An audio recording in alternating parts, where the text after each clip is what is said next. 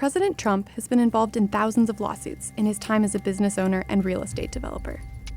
Now as president, requests for testimonies, interviews, and depositions are cropping up as his legal woes deepen. Avenatti asking a federal judge in California for permission to question the president. Would you like to testify to Special Counsel Robert Mueller, sir? Thank you. Hints about how Trump will perform under oath can be found in his past lawsuits and testimonies. And I imagine you've had your deposition taken a number of times. I have, yes. First, I do. he takes a somewhat loose approach to preparation. What did you do to prepare for the case for the deposition? I would say virtually nothing. So you didn't look at any documents or? No, I didn't. I don't have my glasses. I mean, I am at a disadvantage because I didn't bring my glasses. This is such small writing. Could I use your glasses again, Your Honor? Is that possible? I hate to do this to you. Could you, Mr. Trump? I know you're there, but I can't see. Yeah. Second, he often makes braggadocious and boastful statements. Pretty amazing. You have 17 people, and I end up at the top of, one of the two parties.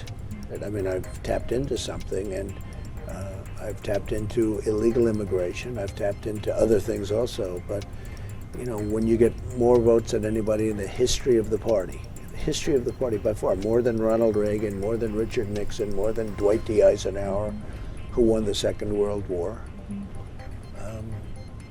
that's pretty mainstream.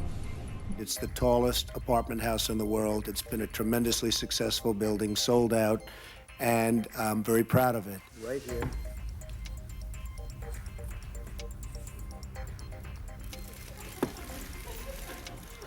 Which is, as you can see, very, very substantially taller than the United Nations. Third, he can be hostile and defensive to interviewers. I'm a big boy, I understand. I've been making these statements, by the way, for many years. This is not just new. In one deposition in 2011, Trump told a lawyer that she was asking stupid questions, and then stormed out before the questioning was finished. 4, he says he doesn't have a paper trail. Do you keep handwritten notes? No.